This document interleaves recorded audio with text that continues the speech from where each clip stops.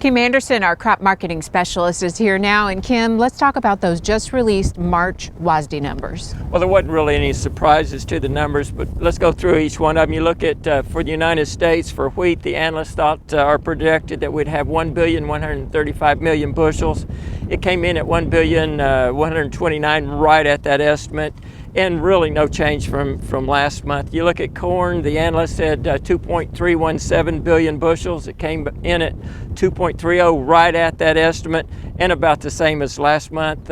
With soybeans, if there's any surprise, this is probably where it is. They were expecting 418 million. It came in at 435. That's about 15 million bushels above last year. As we know, prices are relatively low. Let's look at some of the reasons how we got to this point. Well, I've been looking at that, and if you look at the world production, go back 9 years, we were at 22.5 billion bushels in 07.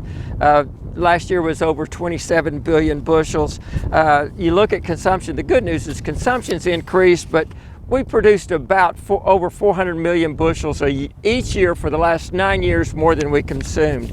Now, if you look at world yields, our harvested acres, they've increased marginally since 2007, but look at the last 4 years of U.S. average bushels. At 2007, it was 42 bushels an acre. That was a record. In 2013, it was 48 bushels. 2014, 49 bushels. 15, 49 bushels.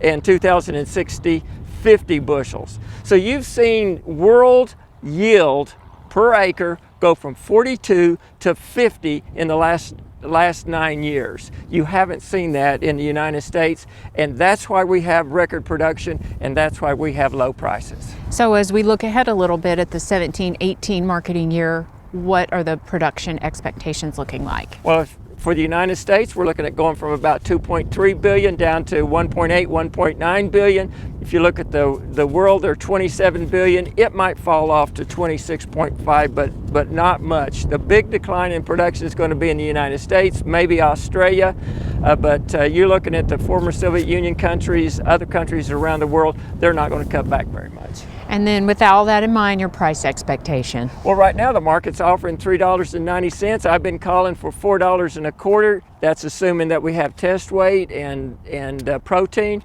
I think if it's managed properly, we can get that.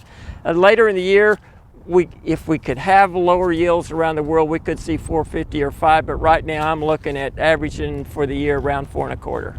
Okay, Kim Anderson, thanks a lot. We'll see you soon.